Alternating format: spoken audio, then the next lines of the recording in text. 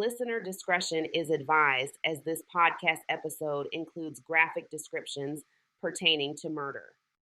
Welcome back to Murder in the Black. It is your host, Steph. Let's get into our true crime case for the week. Grab your coffee if it's the morning, your lemonade if it's the afternoon, and most certainly grab your wine if it's the evening. Either way, let's get into it. In a quiet community in Melvindale, Michigan, lives a tragic tale that would unravel the fabric of a family and shake an entire community to its core. This is the story of David Carter, a devoted father, a hardworking man, and the victim of a horrific crime. David Carter was born and raised in Michigan. He attended River Rouge High School, where his charm and dedication earned him many friends. In 1999, he began a relationship with a woman named Samia, and together they had a son named DJ. Those who knew him described him as a kind-hearted individual who always put family first. According to his sister Taj, she said that David was more than my brother. He was my best friend. He was incredibly supportive and always encouraged me to pursue my dreams. He was the kind of person who would give you the shirt off of his back, unquote. David was working at a manufacturing plant for an auto supplier full-time. In addition to, he had his own clothing line called Lavish Habits. He was always working, always trying to achieve something in his life, but also was very anxious to support those that he loved. He also was very supportive of his son. He was dedicated to his role as a father. He volunteered as a coach at the Melvindale Junior Football League so that he could be around his son and celebrate his wins and ensure that his dreams came true. He often would go over his parents' house, stop by to lend a hand, and try to do whatever he could for those he loved. He was the type of guy that I dub good people. He just wanted to be around those he loved and help those that he could. David and Samia continued their relationship on and off until 2014, when they decided it would be best to go their separate ways and sever their romantic relationship. But they maintained a great relationship for their son, David. They wanted to ensure that he had the best possible life. So after 15 years of a relationship, they knew that it was time to move on, and they shared custody of their son. But David really wanted to be with someone. He wanted love in his life, and he tried to start dating with some women, but it honestly just didn't work. It didn't fit. But in March of 2018, he started dating a woman named Tammy Williams, a woman he had known from high school. And you know how it is when you get older, right? Like that circle of your dating pool just gets smaller and smaller. And sometimes you revisit the past hoping to find love.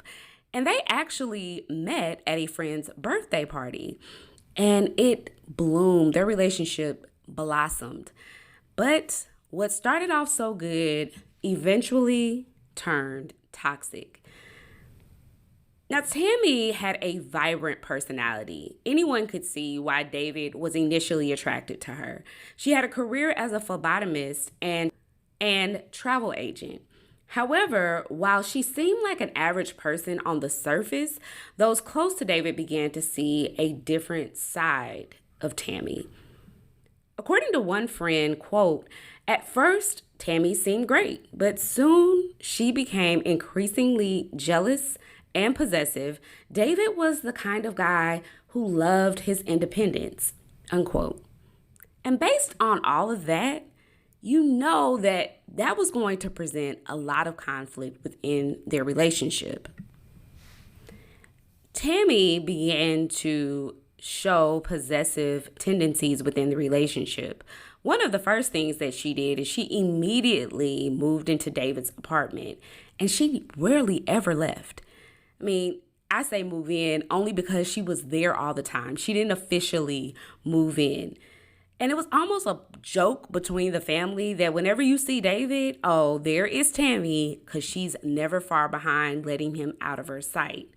Just a few short months, those closest to David could tell that he was getting tired of her possessive behavior. She just was jealous of everything he did. And to know David is to know that he was sociable. He loved going to parties. He had an outgoing personality by default. And he tried to temper that around Tammy. You know how it is when you get with someone and they start telling you their likes and dislikes. You want to please them naturally.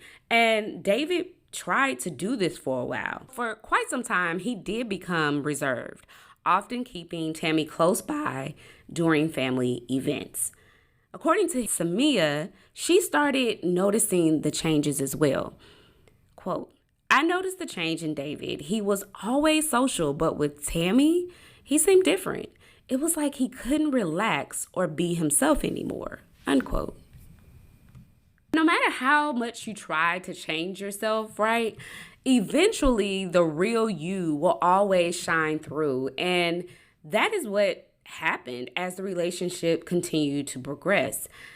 He started getting tired of her possessive nature and not being able to be who he truly was. There was one incident that really set into motion that her behavior was escalating. David and his female cousin decided to go out and see a movie together, and his cousin offered to pick him up and then drive him back home afterward.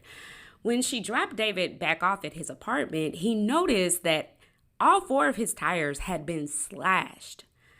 And while we don't formally know that it was Tammy, we knew that it was Tammy. On September 28, 2018, David attended his son's DJ's high school football game. It was a cherished tradition for the family. He arrived with Tammy, but the family knew something wasn't right. You know how it is when you're around 2 people that have been arguing, you know that there is something going on and you're uncomfortable and they're uncomfortable because it's palpable. You're just trying to figure out how to maneuver your way through it. But David was the social butterfly and he didn't want anybody to feel awkward. And honestly, he was willing to table that for another moment and fully enjoy himself at his son's football games. Everyone said he was in good spirits. He was laughing, joking, celebrating his son's efforts. However, Tammy, on the other hand, it was very clear that she was upset and she was trying to make it be known. I told you before, they were usually always attached to the hip, with Tammy never too far behind. But when David sat down, she went away from David. And while she sat near the family, she ostracized herself on purpose and with intention. According to his sister Taj, during the game, Tammy was off to the side and she caught her eyes just burning a hole through David. It felt uncomfortable. And she knew that something was wrong, but decided they'll have to figure that out and just deal with it. Witnesses later recounted seeing Tammy's hostility, especially towards Samia, DJ's mother. The atmosphere grew tense as everyone tried to simply brush it off and enjoy the game. They thought that both of them were grown and each one would figure it out and reserve themselves in public. The following evening, David reached out to his sister Taj. The conversation revolved around editing a video from the previous night's game, and he seemed in good spirits yet again. But what was kind of awkward is that she's used to hearing Tammy somewhere in the background or Tammy saying hello, but Tammy wasn't there, and she thought that was odd, but not odd enough to say anything. And so he said he had to get ready for work. They exchanged pleasantries and hung up. David was scheduled for a 5 a.m. shift, and when the next day arrived, David did not show up. And this goes against everything we know about David up until this point. He was responsible. He was known for his work ethic. And if he wasn't going to show up, he would have at least called his superior. So his coworkers were concerned. But what concerned them more was the fact that this particular shift was paying triple. That was an incentive to show up to work, and he just didn't. So they hoped for the best and presumed that he would simply come back to one of his shifts later scheduled in the week and have an explanation. The day's events keep getting stranger. David was supposed to pick up his son and have him over that weekend, as that was their scheduled time to spend time with one another. But Samia and DJ got a strange text from David's phone. It said that DJ could not come over and claimed that he thought he had a cold and had been getting over it, but he just had to stop vomiting. He was too sick to take care of his son. DJ understood, but he called his dad just to check on him, make sure that he was okay, but David didn't answer the phone. DJ then sent him a text message and said, "Hey, I was just calling to check," but David ended up sending him a text right away claiming that he was so sick that he couldn't even talk on the phone. This was strange, but really he had more of a reason to just discount what was being said in the text message simply because his dad was sick. Maybe he didn't feel up to talking on the phone. It made sense to him, although weird. The following day, DJ realizes that he left a couple of his items at his dad's apartment. And he decided that he was just going to head over there, pop in, see how his dad was feeling, and grab all of the things that he needed. But when he arrives, things grow stranger by the moment. He sees in the parking lot as he's getting out of his car, Tammy, and she's taking the trash to the dumpster. They make eye contact with one another, and Tammy simply takes off in the other direction. He feels like, well, what? Like, what's happening? What's going on? He can't put anything together, but he's like, shoot, I'll just head up to the apartment, get my stuff. I don't know what's going on. You're acting weird. Let me go on about my business. When he arrives at the apartment door, he finds it locked. And he's thinking to himself, why would she lock the door? She knows that I'm here. She just saw me. But he pays it no mind, and he puts his key into the door and unlocks it.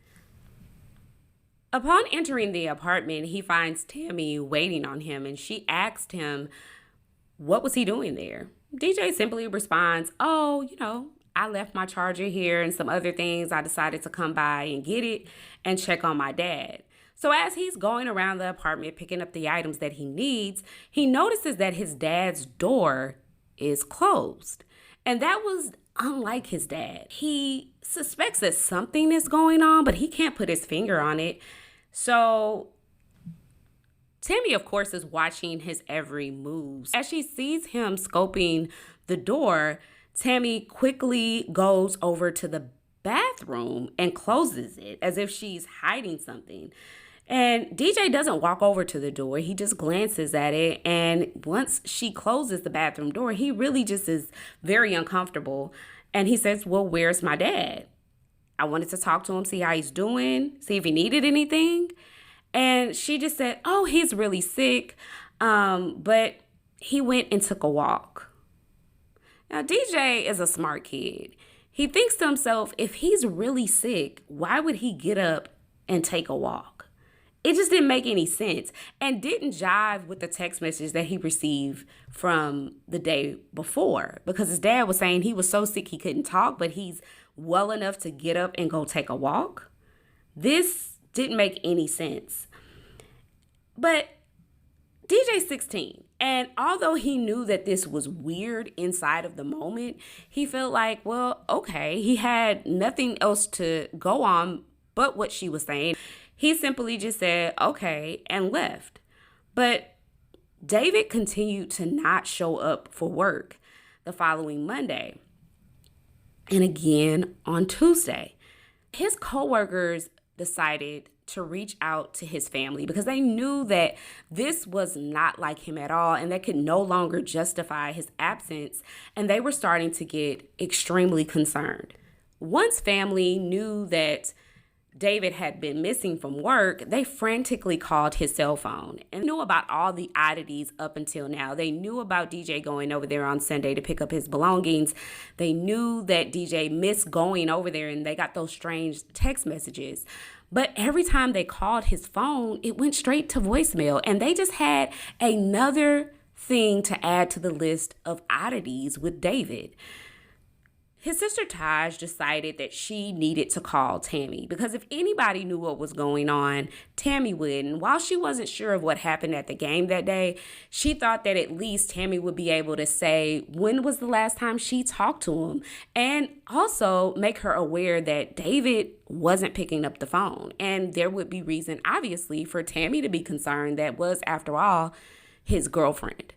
But when she calls Tammy, Tammy is very elusive. She says that the last time that she saw David was the Sunday when DJ came over, and she has not seen or heard from him since. There was no sense of urgency when Taj told her that they couldn't get in contact with David. She wasn't concerned, and this just seemed off. Taj and her husband decided to go and check on David. Maybe they were overcomplicating things, and he was simply at his apartment, and he needed help. He was sicker than what they assumed. But as they're running scenarios in their mind, I'm sure they're thinking the worst because as you evaluate this situation for yourself, you start to think about everything that has transpired since Friday. Or really, for Taj, Saturday, which was the last time she talked to her brother. It all is just very peculiar. When they arrive, they notice that David's car was still in the parking lot. They assume this is good news. He's here. But when they knocked on his door, there was no answer. They eventually decided to grab the handle of the door just to check and see if maybe David left the door unlocked. Taj knew her brother and he was a creature of habit. He also was a safety net. He was very vigilant to lock his doors and make sure that everything was secure. But she found the opposite when she pulled the handle. The door was actually opened. This was even more reason for concern. Before she decided to go in with her husband, she knew she needed to call her dad and Samia because she felt more comfortable walking into the apartment with them since there were just too many oddities for her to ignore. Once they arrive, they go into the apartment together. And they had a daunting feeling that just something was not right. A lot of times we know people by the things they do. And I have said over and over again about David's personality that he was a creature of habit. He did certain things by the book. And one of those things was he was clean. And he made sure that he picked up after himself. He was a neat freak. He was like obsessively clean. You know, that person who was like, take your shoes off and then make sure to give you some socks so you wouldn't walk around. He was also the person that if anything was out of order, he knew exactly where things were in his house. If you took something out of its place, he was quick to go and put it back. He was a person of order. When they entered the apartment, they were in shock. They couldn't believe it. Everything was a mess. It was in total disarray. And they knew their brother wouldn't do something like this. They saw sheets shoved into the linen closet, but it looked like those sheets hadn't been cleaned.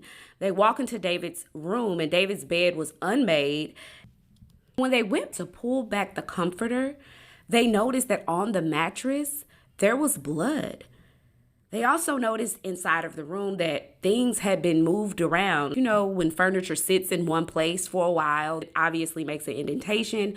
Well, those indentations were showing up on the carpet as if someone moved things around and they couldn't understand.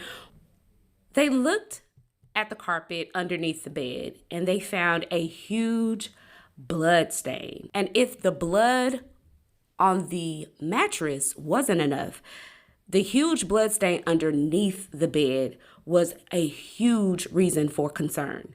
There was obviously foul play involved. But as they began to further look around on the bed, they noticed what appeared to be a bullet hole in the top corner of the mattress, and then another one in the corner of the closet. It seemed like someone obviously had been shot in this room and needed medical attention.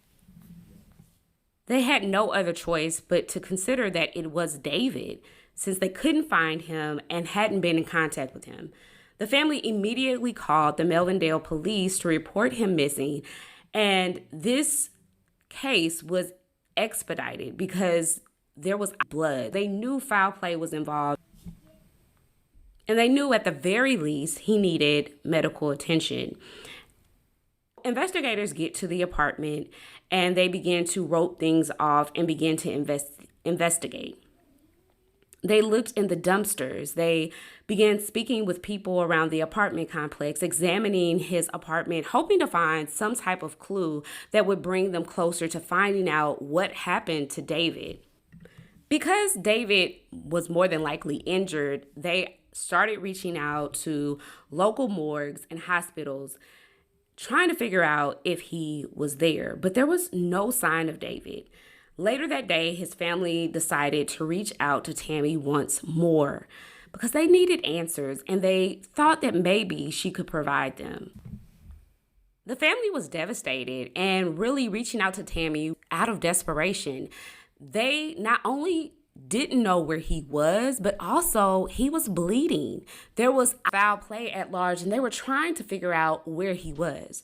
But Tammy was nowhere to be found. She went to work as if nothing was going on. Eventually, she finds out that David is officially a missing person and what was inside of his apartment. But once again, she was unconcerned and wasn't fazed about the boyfriend that she couldn't get enough of in days prior. On October 1st, a day before David was officially reported as missing, a road crew was working along I-75 just outside of Ohio, hundreds of miles away from David's apartment. The crew members noticed a sleeping bag in a tree line and, of course, went over to investigate further. But as they got closer and peered inside of the bag, they definitely were freaked out. They didn't know what it was. It appeared to be maybe someone's deceased pet or a dog, just based on the size and weight. But they decided to not investigate further. They called State Patrol. Upon State Patrol arriving, they looked inside of the bag, and it was what appeared to be the lower portion of a body. They sent it off to the medical examiner, who confirmed that it was indeed an adult male. According to the medical examiner, it had been severed at the belly button. It was a distinctive tattoo on the left leg. They didn't find any other body parts in the area, and they knew that hopefully this tattoo would be used to identifying who the person was. Authorities reached out to other agencies to try to identify the body. On October 3rd, the Melvindale Police Department got word of the severed body part. That's when they contacted David's father. They wanted to know if David had any tattoos.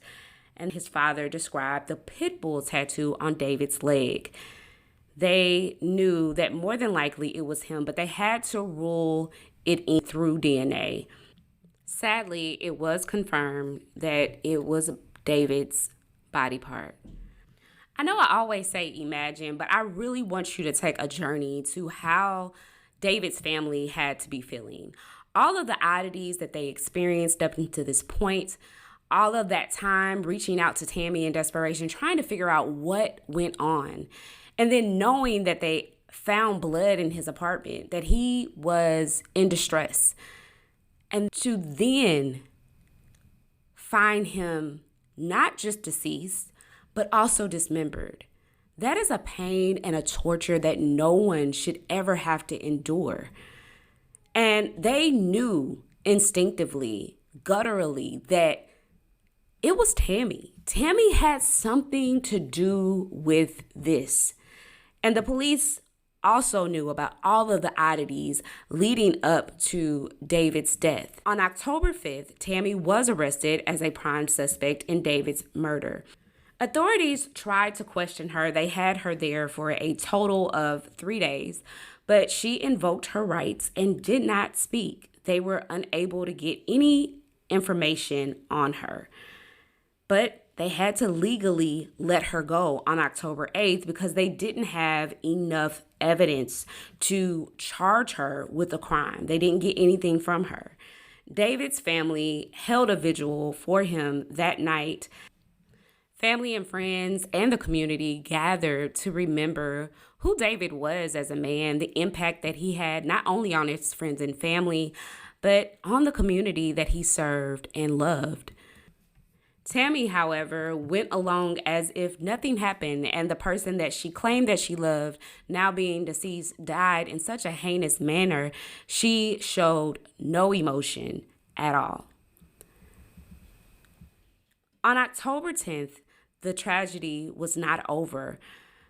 They discovered more remains along I-75.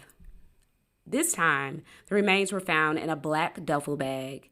Inside of this duffel bag was a human head wrapped in grocery bags.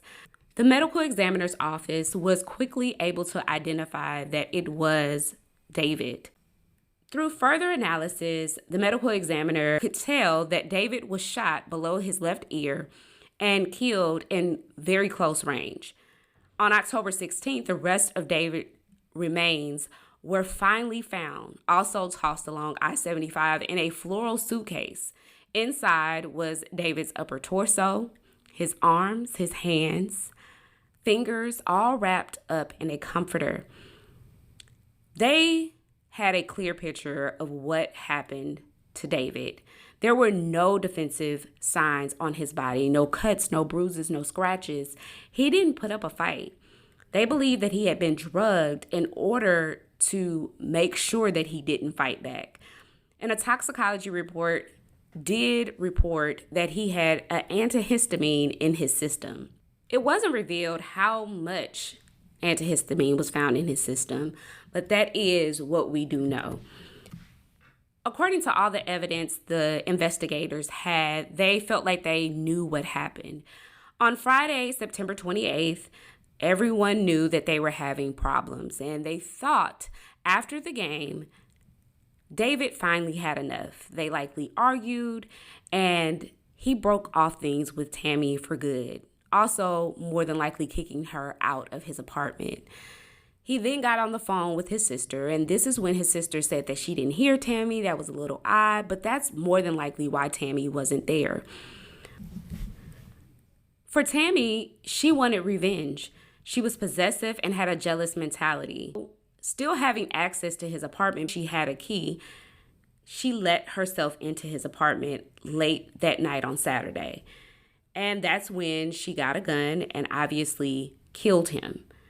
Sunday morning, she probably was trying to figure out how she was going to get rid of David's body. Now, David is 6'4", about 200 pounds. He was a big guy. There was no way she was going to get him out of that apartment without any help. She needed to come up with a plan. She decided to dismember his body and throw him on the side of the road. What is more heinous than that which, just like when you thought you could get no lower, oh, Tammy takes us to hell. She did this with a kitchen knife. Now, I'm not an expert at all when it comes to knives, but what I do know is that human flesh and bones is hard to get through with a kitchen knife at that. And according to the medical examiner, this took her hours. This just speaks to the depravity of her evil and really just wanting to get away with her crime. At no point did she say, "This is crazy, I can't do this." No, her only response was to cut him up and discard of his body on the side of the road. This is pure evil, ladies and gentlemen. Now, she had to have time to sever his body. And she wouldn't have had that time if the plan was to go according to the way that David wanted to go, which was to have DJ come over to the house. This is when Samia and DJ received that strange text message. That is until DJ showed up on the scene unexpectedly on Sunday. She was so spooked and didn't say anything to him because she was trying to figure out how she could cover her tracks. And what's so sad about all of this is that DJ has to live with the fact that more than likely when he walked into that apartment, either his dad was in that bedroom or he was in that bathroom. And he wishes that he would have done things differently. But honestly, he couldn't have done anything different, because if he had opened that door, or if he would have went into that bathroom, she would have more than likely killed him. In her mind, she had to get his body into these different bags and then take him across state lines in hopes that no one would find his body. But the inevitable happened. David had a family that cared about him and wanted to see that he was okay. She never banked on the fact. Although the police were able to put together what happened, or what they believed happened that night, they had to get all the evidence in order to make the arrest. And it finally came on December 20th, 2018. They went and issued an arrest warrant for Tammy. She would be charged with first-degree murder, dismembering a body, and tampering with evidence. But when they went to go serve the warrant to Tammy, she was gone. They had to figure out where she went. And in order to do that, they got the U.S. Marshals involved, and they had to trace her steps back. What was she doing in the days and in the months leading up to her disappearance? They found out that Tammy had fled back in mid-October. So really, they were playing a game of catch-up. The day they found the rest of David's body parts is when she fled. On October 16th, they found out that she left and went to Ann Arbor, Michigan. This is likely when she began her journey of escape. It is believed that she either went to one ATM or several ATMs. She withdrew a large amount of cash. But she wasn't done. She decided to then go to a restaurant where they captured her on surveillance footage, drinking and having dinner. She was having herself a great time after murdering and dismembering the man she claimed she loved. This person is a psychopath because she has no amount of regret or remorse when it came to the evil that she did to David. She then goes to a hotel in Ann Arbor the following day. On Wednesday, October 17th, she got onto a train and went from Ann Arbor to Chicago, where she then took a train from Chicago to Penn Station, New York. Once she arrives in New York on Thursday, October 18th, she's tracked down to Brooklyn. I want to highlight that what we do know is up until this point, from the time she left Melvindale and went to Ann Arbor, she had been using her name that entire time until they tracked her to Brooklyn. On Friday, October 19th, she was last seen leaving the Neptune Motel, and then from there was no sign of Tammy. It was almost as if she just up and vanished. At least her name, Tammy Williams, vanished. They were no longer able to track her through that name. According to the U.S. Marshals in a media press release, they said that someone was most certainly providing her with financial assistance and definitely providing her a place to stay. People don't just disappear. And if they do, it requires a lot of money and effort to keep that person hidden and safe without a trace. Now, Tammy was a part of the Eastern Stars, and they believe that maybe she changed her name and she's moving through the Eastern Stars in order to get people to provide safeguards for her to evade arrest. By September of 2021, there was a lot of speculation surrounding Tammy's family because they did not cooperate with investigators when they were on their manhunt trying to locate Tammy. They were very tight-lipped. But a lot of suspicion was drawn to Tammy's mother, Verdine, who ended up being charged and convicted of embezzling funds from the Detroit Firefighters Association. She was able to run away with $200,000. She was the treasurer, and authorities announced that they believed that she was stealing that money in an effort to give it to Tammy so that she could stay hidden. After Verdine was convicted, she still was very tight-lipped about her daughter and where her daughter was. The agencies used every effort in order to find Tammy, but they were unable to. Ultimately, they put Tammy on the FBI's most wanted list, where she remains currently. The U.S. Marshal Task Force is asking for the public's assistance, and I am pleading for your assistance as well. We will be posting pictures of Tammy, how she looks. She changes her hair often, and it's also said that Tammy cannot be alone. She has to be in a relationship. And knowing what we know about what she did to David, whoever she may be with, they're at risk. They're at risk for dying. She is a hazard to the community, and she needs to be found. As of today, Tammy would be 54 years old, and at the time of her disappearance, she weighed 190 pounds. She's 5'5". She has naturally black hair, but as I said before, she frequently changes that, and she has brown eyes. I'm sure she is doing everything she can to change her appearance.